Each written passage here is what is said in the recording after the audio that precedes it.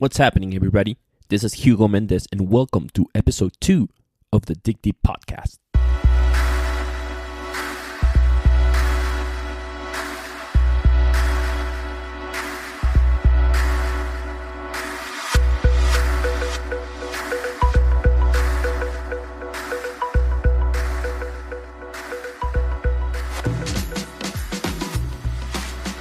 On this episode, I talked with bike fitting extraordinaire Ivan O'Gorman. Ivan is one of the best, if not the best, bike fitters in the world. He works with all kinds of athletes, from professional cyclists, Tour de France riders, to Ironman world champions, to everyday endurance athletes like me. Ivan is also a very competitive age group triathlete, having completed the prestigious Hawaiian Ironman world championships not only once but multiple times. I'm a little jealous here, but my favorite part about him is that he's such a nice guy. I mean, getting your bike fitted by him is such a fun experience. He makes you feel special and very welcome. He has fitted my bike only once, but you know what? I know that I will go back again.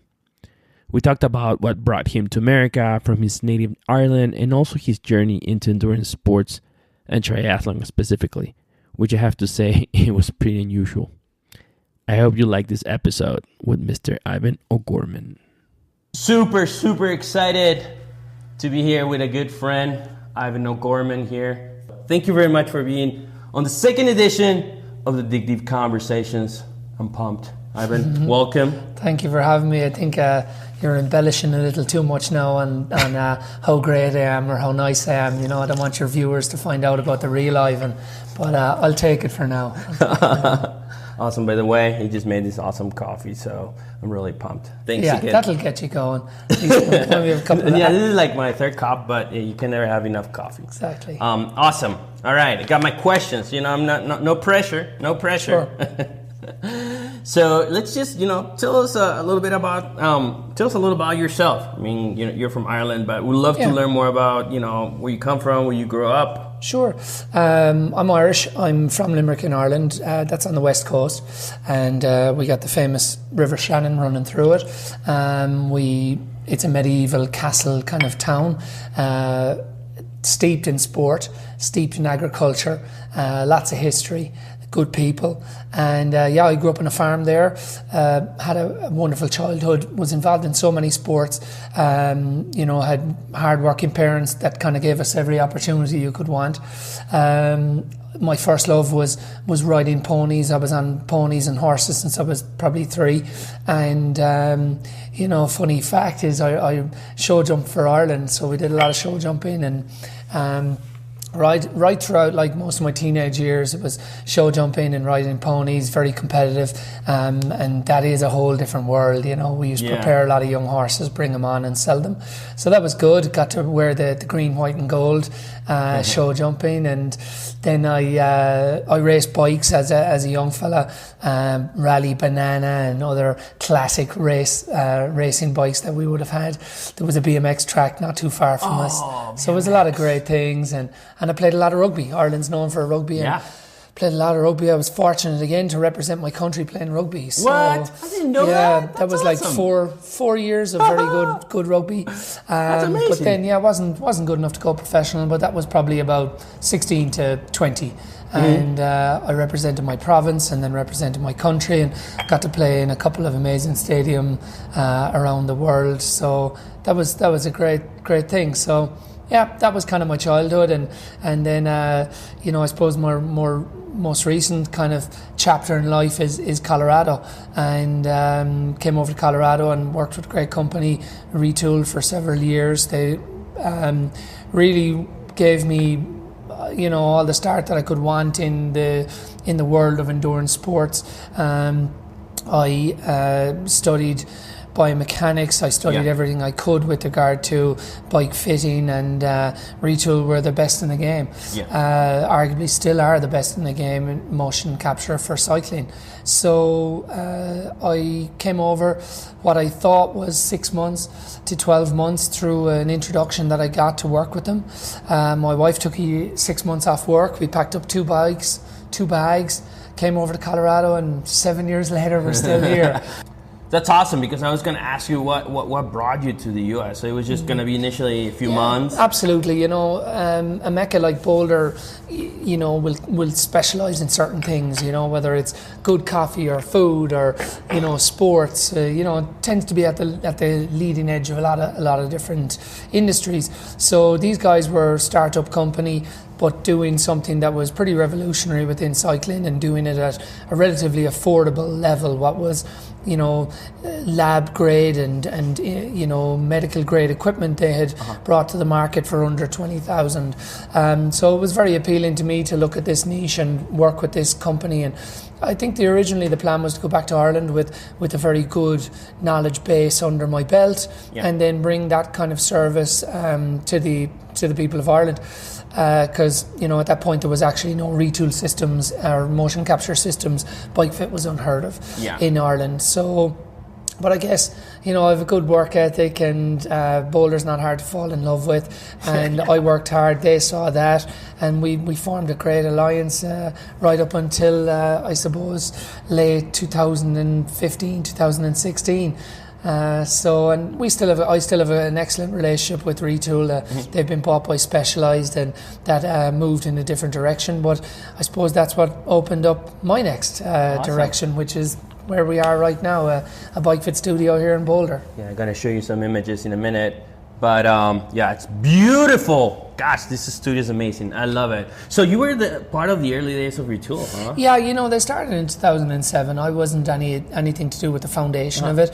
But I guess in developing some of the equipment that they came out with, you know, the bike fitters in Retool, Todd Carver was one of the founders. He's a sports science guy from CU.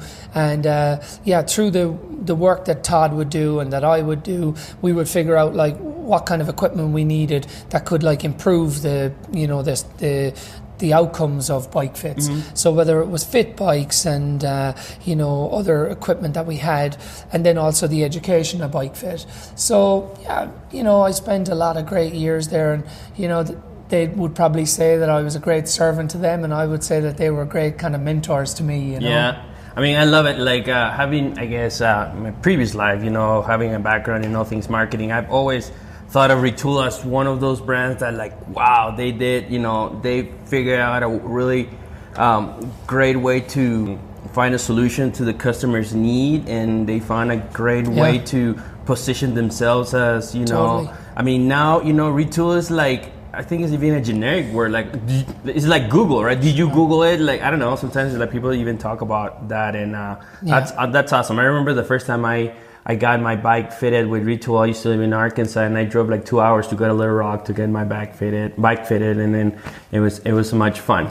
Awesome. Yeah, you know, there's a guy, Cliff Sims, there, has to take a lot of credit. He was the original creator of Retool, and Cliff knocked around, you know, Las Vegas at Interbike for 2 seasons in a row, and nobody was willing to entertain him. And he spoke to some other pretty high-profile people in the cycling industry, saying, "Look, this is what we have, this is what we can do," and they said, like, "No chance, this isn't going to fly." So it just shows the perseverance that Cliff had, and you know, they did it on a shoestring budget. These were not wealthy guys. These were not guys that had financial investors. You know, Franco Vaderat, which was one of the sales and marketing guys who founded the company with them, he drove the first system half the way across the country to collect the money in cash, you know. That's awesome. Their first sale. So that was the thing, like, and you know, they didn't take salaries, and they really like put themselves out on a limb to try and get that company to succeed. So when they eventually sold to Specialized, it was, you know, a due reward that they deserved for a lot of hard work. Good job, Franco. Franco's a friend. So yeah, exactly. I actually met with him the other day, so we always catch up like once in a while. When you can catch him. Not an easy guy to track down. I know, right? Like, I hear you, but like, yeah, it's always nice to Franco, you're next. Yeah. So your journey to Ironman. Yeah, even getting into triathlon, you know, I was never a swimmer. People in Ireland, like, they're not known for their swimming. No way. Because even though the country's surrounded by water, it's the Atlantic. It's for fishing. Yeah. It's not for swimming, you know. So I certainly grew up in a house that we didn't do a lot of swimming. We lived a little inland from the coast, and there wasn't access to a lot of pools, so swimming was something I never really did. Getting into Ironman, that's not so good when you can't swim. But, you know, I was at a bachelor's bachelor party and I went off the back of a boat. And I was relatively sober at the time, and I nearly drowned. It was a pretty horrific experience. Holy crap. And I'd say later that year, I just said, right, that's it. I'm not going to let that happen again. And I started to learn how to swim in with 5 and 6 year olds and stuff at a local pool. So I got swimming, and look, I got to a certain level quick enough to do my first triathlon, and I reckon I was about the second last person out of the water, and person behind me was, probably, I don't know, limbless or something, definitely a lot more challenging than I was. But look, I got out of the water, and then I was always pretty good on the bike and pretty good to run, so triathlon appealed to me. But the swimming was daunting, and to this day, like I've completed a lot of races, and I still don't really enjoy swimming. I call it like transport to the start, Oh yeah, I hear yeah. And so and then you started doing, did you like first start with half Ironmans and then went full? I did some sprint stuff and Olympic stuff, and then graduated into like half distance and Ironman distance. I haven't played rugby and haven't played hurling and football, which are the kind of traditional sports in Ireland.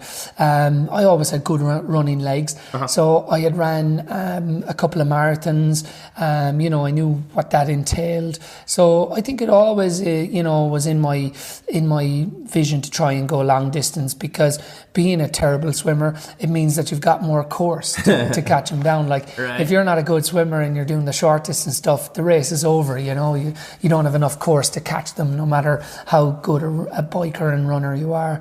So the long distance stuff appealed to me, and that's where I've really... I mean, it's interesting that you say that, because the same thing with me. Like, I've never considered myself, I mean, unlike you, I'm not a fast like anything, but there's something about long distance that, like, I used to be trained by Tony the Boom, and he would call me, you're a diesel machine. Sure. You can keep going all day long, but do you like long distance because of, like, the fact that you have to be out there several hours, the grind? I mean... Well, it's a challenge. Like, I think people that get into Ironman first, it's kind of a bucket list, isn't it? It's kind of, do you think I could do it?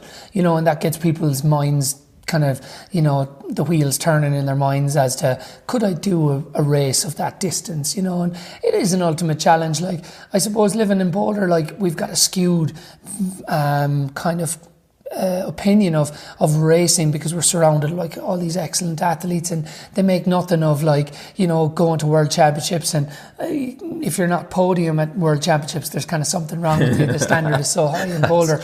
But like, you might go home to Lima, or I might go home to Limerick, and people will say, you've competed at Kona, and it's like, tell us about it. Like, they're kind of like blown away, I would say that it always appealed to me, the long distance stuff. Cool.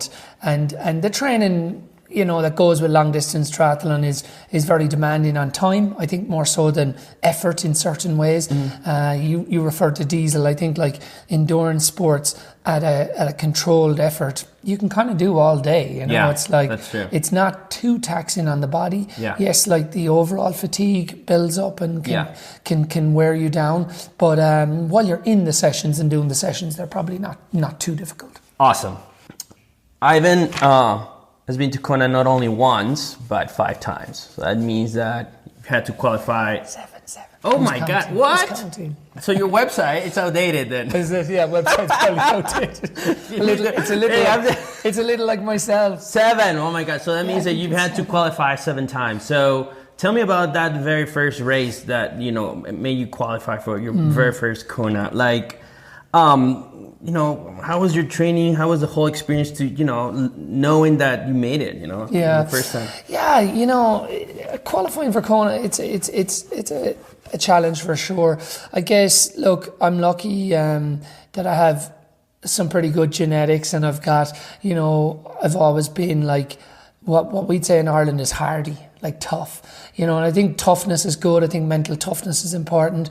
And you have to have, like, the chassis and the engine to at least give you a chance of qualifying. So, you look at your age group and you think, right, I got to go 9:30, I got to go 10, I got to go under 9, I got to go 10:30, whatever. You look at your age group and you decide, like, okay, if I break that down, can I do the times individually? Can I train to do those times, and then can I put it all together? So there has to be a realistic approach to qualifying for Kona. Like, you can't, let's say if it comes down to running a 3:30 marathon and the fastest you've ever ran is 4 hours. Yeah. That's not going to happen on the day, So right. A little bit of reality, and that's not to deter people from trying to achieve their goals and dreams. But, I didn't get just say lucky and land into the first race and qualified for Kona. I'm not that talented, I had to plan it, and I had to try and train at the demands of competition for what would give me a chance to qualify.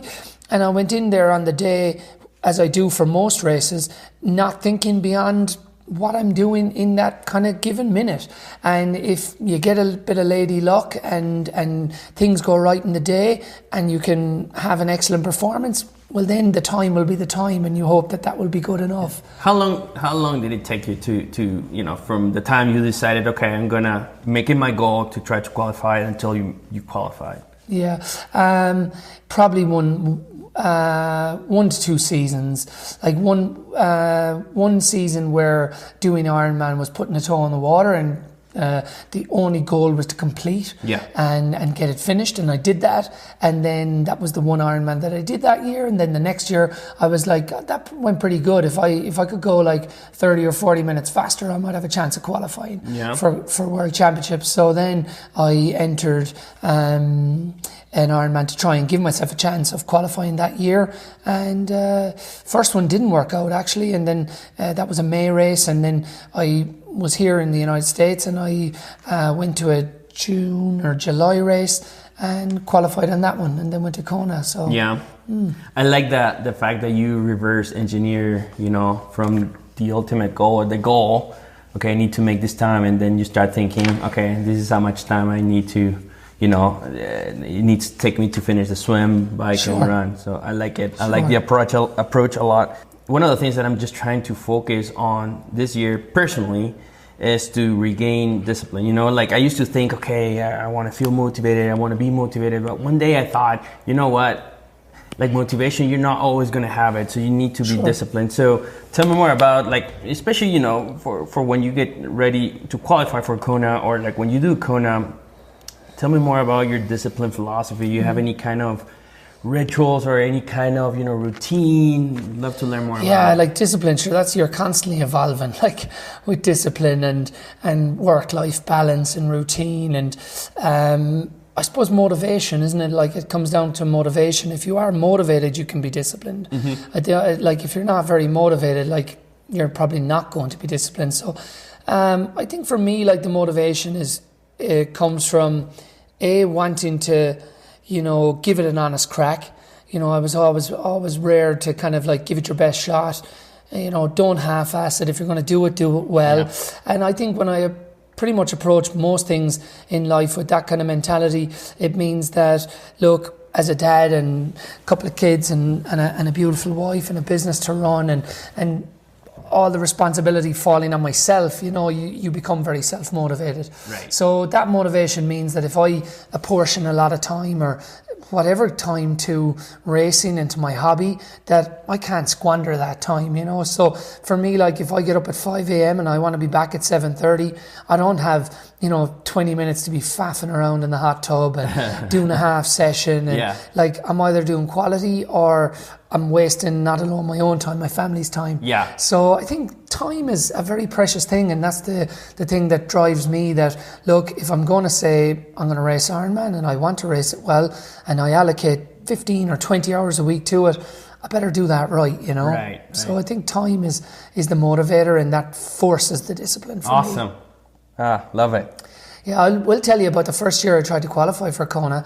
I went to St. George, and it was the second year they had the Ironman distance there. got some crazy weather pattern came in. The waves on a lake of all things were like 3-4 foot waves, and it was a pretty crazy storm. So they fished out over half the people out of the water. It was probably the biggest like DNF rate in a race, and subsequently they've reduced St. George to a 70.3. But that was the year that I got fished out of the water twice. I actually was on the side of a boat hanging onto it, and I went to try and complete the swim, and then I got into some serious bother. So that, again, like don't let it deter you. Like, you know, there was my first Ironman qualification attempt, and I didn't even finish the swim, you know. So I had to kind of pick it up again and not let it break me, and probably even made me more determined in my resolve. And I went up to Coeur d'Alene later that year. It's a cold swim, but a very straightforward swim, and did the business. So again, like it's never plain sailing for anybody, and I'd be the same. So keep chiseling away if it doesn't work in the first attempt. Okay, swim. You were saying that your least favorite part of the race. Mine too. Actually, Ironman Boulder. We were talking about me DNFing, but I had a relatively good swim. The funny thing is that like I got anxious at the very beginning. Like I was just feeling super strong, and then I got into the water, and then I just wanted to quit. Like, have you kind of dealt with those kinds of things, like, you know, like where you like get a little like, I think you gotta, like, it's easy for me to say like block it out, isn't it? But I guess you know, I've had a lot of challenges in life from either sport, and it's comfort zone stuff, and it's like, you know, exposing yourself to like threat and exposing yourself to you know, fear, and I guess with the swimming for me, like I could say like it'd be easy enough for me to panic. I swim pretty tense, pretty not relaxed, you know, so I am mindful of that. I guess, you know, get yourself into you know, different environments for swimming. Swim open water, get in with groups, do swim races, you know, do things that really kind of challenge you, and then manage those little hurdles. And then when it comes to race day, it's pretty raw. Like race morning is like raw. It's like you're anxious, you're excited. It's all these emotions. Like of 365 days of the year, how many days do you have deal with those emotions? Pressure, you know, stress, anxiety, excitement, adrenaline, like very few. So to try and get ready for like big race days like that, put yourself out of your comfort zone and race and enter events that you don't want to do, and enter events or do challenges that you know you're not happy about. And it doesn't always have to be a start line. It doesn't always have to be, you know, an event, because that can be expensive obviously to try and do all these things. But like, if you're a poor swimmer and you know some good swimmers and you want to challenge yourself to swim point to point, you know, well, do it and get out there and try and make it happen. And then if you can achieve those little victories, then when it comes to race day, you can look back at those swims and you can say like, yeah, I swam 5k from one end of Carter Lake to the other end of Carter Lake with one person on a paddleboard beside me, and it was brutal, but somehow I got my mind to focus enough to get me that 5k, and you can draw on those strengths. I've never done that. So it's 5k end to end, Carter Lake? Something like that, you know, so there's things. But again, if you're back in Ireland or you're wherever you are, like, just find something that will challenge you, and you can use that strength on race day.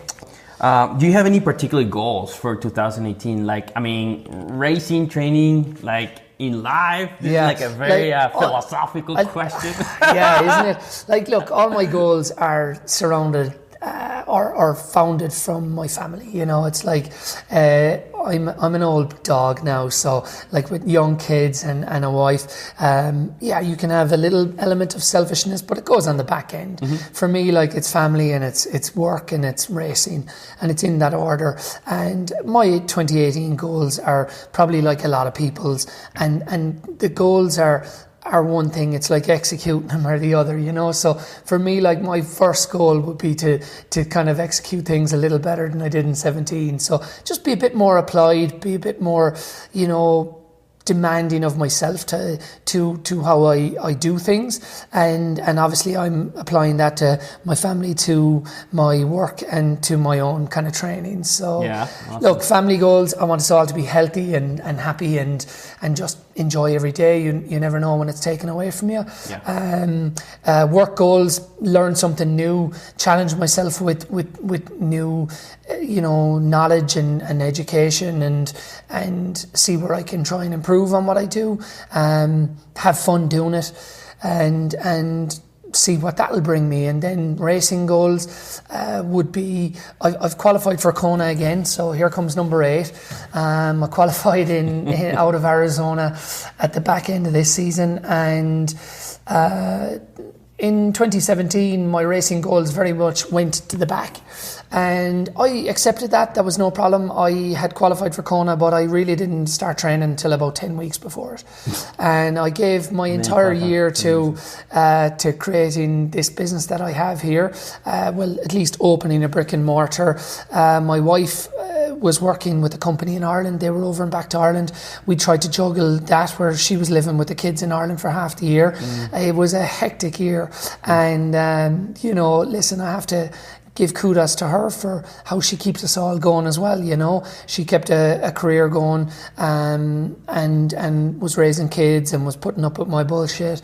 And now we're all back in Colorado for 18. We don't have any juggling like that to do. So definitely there's a lot less demands on our time than trying to juggle half of us in Ireland and half of us here in Colorado. Like, for me, I think you asked about discipline. I think with a goal and with a race on a schedule, it forces you to be a bit more mindful of your time, and then you become a little bit more disciplined, and you can't kick it down the road. You got to decide, I kind of got to get going now. So I have a very patient coach in Julie Dibbins. She's based here in Boulder. Oh, cool. Julie has helped me for several years, and she gets the kind of juggling that I do with. Like, I spend 120 to 150 days a year on the road. Yeah. I travel all over the world, and then I want quality time with my family when I'm here. So she gets that there are certain times when I can allocate time to training, and certain times that I can't. But with her help, she holds me accountable, and we're going to try and focus on not letting it slide quite as much this year, trying to be a bit more even keel when it comes to training, and that way then the mountain that you're trying to climb may not be as hard when it comes to really focusing on a race. So I'll be sitting down with Julie probably this week, and I need to get a year planner. I need to put the big items on that year planner, and then I need to start filling in the smaller bits. So what about bucket list races? Like any particular race that you were thinking? I'm going to try and enter Ironman Frankfurt, which is in July, and it's a European Championships. It's just in the city. It's pretty electric. I'd love to do that, and then that will be a great mid-season race for me to see where I am, and it will give me another, I suppose, 10 or 12 weeks into Hawaii. So let's say for now, hopefully Ironman Frankfurt, and then race Hawaii in October. Nice. When you do these big races, how do you mentally prepare for them? Especially the days before, I don't know, we'll deal with this differently. Do you meditate, or do you have a particular playlist, or I don't know? I don't. I guess my coach would say to me, get some time for yourself, try and think about the race, how it would unfold, how it might play out. My coach gets me with regard to, guess what motivates me. So she'll say, think about why you're doing it, what's important to you, and that stuff then will get the hairs rising on the back of your neck, So I think for most people, figure out, this would be my humble advice or opinion, figure out why you're doing it and what really motivates you, and what might work for Conor McGregor or anybody else is not going to work for you. So figure out why you're doing it, and just give yourself that reality check. And look, if it means writing it down, that's very popular, and it holds you very accountable, the same as you'd write goals and what motivates you. Write them down and remind yourself of them, but one way or the other, don't overcomplicate it. Pick 3 reasons, why am I doing this, and look at those 3 reasons and just focus on those, and they're the 3 reasons that should motivate you on the day, I have a little cork board in my office, and I have some of the different goals that I want to do, and like I kind of look at it every day. So that's kind of how. I'll tell you, like the challenging thing about goals is, firstly, you've got to be brave enough to write them down, and like, I wouldn't say I'm the best at that now. I'm pretty focused with regard to what I'd like to do, whether it's work or life or family or sport. And I think when it gets in my head what I want to do, the seed is there. Yeah. I don't really need to like write it down. But I have found in the past when I've written things down and I've come back to reflect on them, they have actually kind of materialized, and so whatever it is, switch that you need, try writing it down, try visualizing it, but get something that cuts pretty close to the bone, because if it cuts close to the bone, you're not going to forget it, That's so true. Don't take some tagline from somebody else, or don't take something that's worked for somebody else. Figure out like what makes an impact for you, whether that's like, love, anger, aggression, something that really like fires you up. Right. And then like, if that's kind of the basis of your motivation, I think it'll always be ingrained in you. I'm just curious, and this is a very technical question, but you're in the middle of, a really, really hard, race right now. How, like, I'm just curious, like, how do you, what are the things that you usually think when you're digging deep, Digging deep. Well, digging deep and being smart, it's a combination, isn't it? I would say like that a lot of people aren't like tough enough when it comes to like, just grafting it out. Like, take a look around and see, kind of like, we're talking about sport here. No one's going to like, lose a limb or die or whatever, God forbid. But like, think of it like that, like, you can harden up, you can be tough, you can dig deep, and a lot of that toughness you have to practice, So it goes back to the motivators again, It's like, why are you doing it? Like, sometimes people dig deep because they don't want to let somebody down. Yeah. Sometimes like people dig deep, fear, you know what I mean? Sure. Listen, I raced recently in Arizona and I dug deep because I was afraid of humiliating myself. Yeah. It's like, I hadn't trained properly for the race. I snuck in the back door.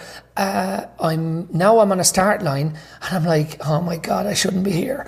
It's so funny. You just reminded me of, so I did a 50K trail run 3 months ago, and it was like 2 laps. And so I just finished the first lap and I was just mentally like done. Like, I was like, okay, my wife was with me and I was already thinking, this is going to happen. I'm going to tell her that, I'm not going to finish it. So finish the first lap, talk to her and say, hey, this is going to happen. It's just like, you have 2 minutes to leave the aid station.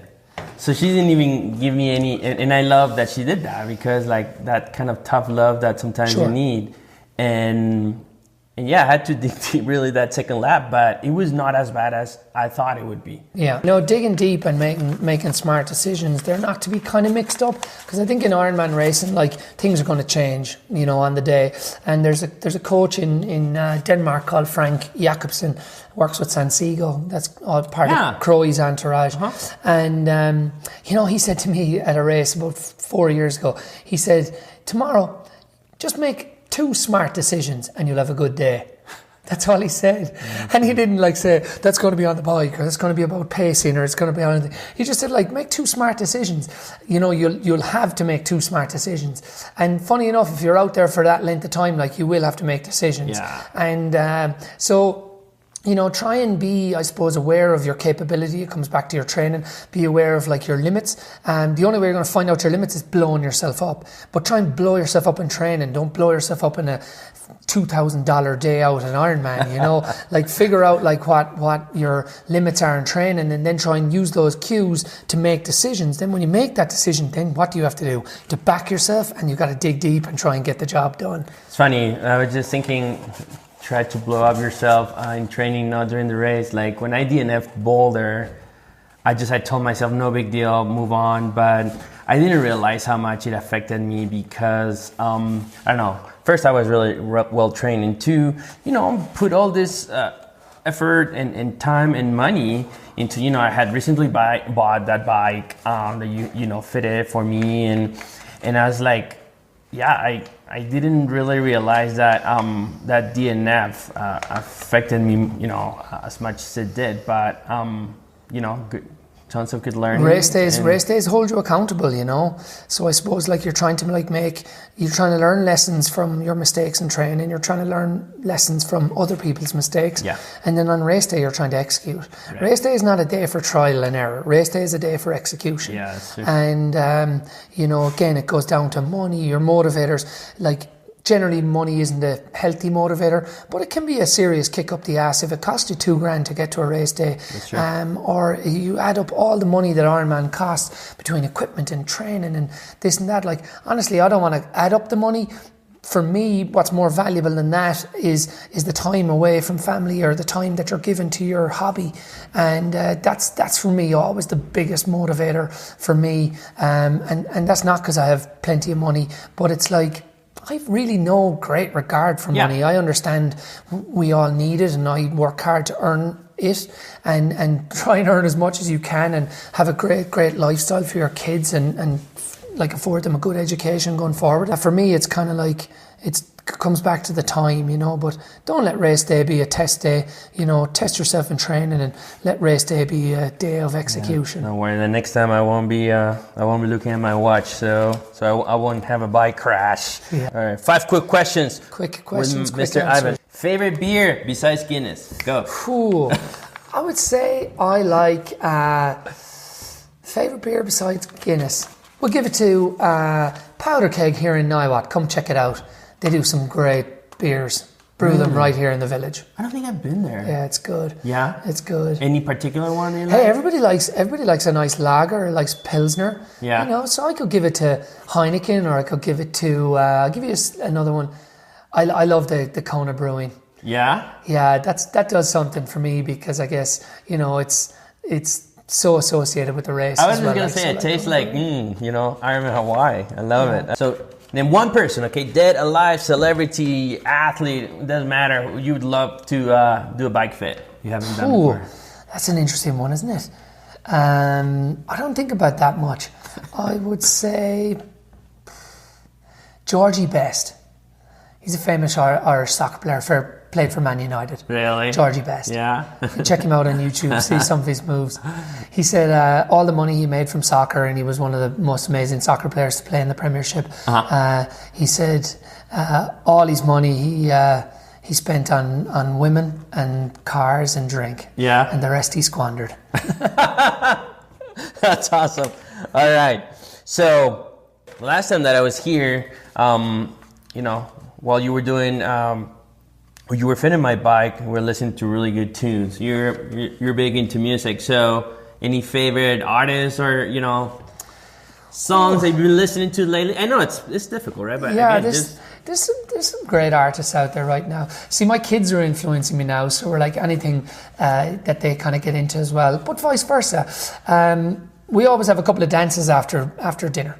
It's a kind of thing we do. We all sit down for dinner. My wife and I are big into sitting down, having dinner, talking, all that kind of stuff. And we'll get up and we'll say, come on, we'll have a couple of dances after dinner. So we could play like classics from like Madness to Whitney Houston to, we were playing Kylie Minogue and Jason Donovan. Oh, I love you Kylie, know. yeah. And then we could go to like Deadmau 5 or you're into that? I love that. So awesome. It can be really varied. I think everyone is overdosing on Ed Sheeran right now, but he's good for, you know, easy kind of music. And yeah, I'll give you my last played top tracks of 2017. Vampire Weekend, Chainsmokers, Arctic Monkeys, 80s Party, Christmas Kids, and kids' favorites. So lots of kids in my life. Yeah. But yeah, so I love it. Mixing it up. Awesome. Ivan, before we go, tell us more about your new bike fitting studio. Where can people find you? Sure. And, you know, online as well, social media as well. I guess it's my name, like ivanogorman.com. So you'll be able to find that easily enough, hopefully, based here in Boulder. We do travel a lot. Like I'll go to 8 or 9 international locations or worldwide locations with USA Triathlon this year for races. Off some of those, I do stay and do fit camps. You know, groups often get me to fly to them, and clubs, coaches, stuff like that. So yeah, so you know, the world is kind of a small place now. We get around, but if you ever visit Boulder, be sure to come and check us out. Yes, please. If not for a bike fit, come for a coffee, and we'll tell you some stories about these jerseys and this artwork and different things that are here. Again, I'm just gonna say this again, like, not only because he's just great at what he does, but he just makes you feel so special. I think that's just an Irish thing, you know. The Irish, like, Céad Míle Fáilte, it's like it's a 1,000 welcomes, you know. I'm like, I want to have a beer with this guy. Yeah, Irish people are good at hospitality, and that's something that's close to my heart. And we have a nice home here in Niwata. We have a lot of athletes that come and stay with us, and people that fly in for fits and do different things like that. And I just think it's part of the Irish DNA that you got to look after your guests and look after people. I love it. So I'm gonna put the links, all things Ivan, here in the video. And thanks again, Ivan. Yeah, you bet. As always, a pleasure. Thanks, man. That was a fun chat with Ivan. We met at his studio. I think that he opened it mid last year. It's located in this town called Niwot, which is the outside of Boulder.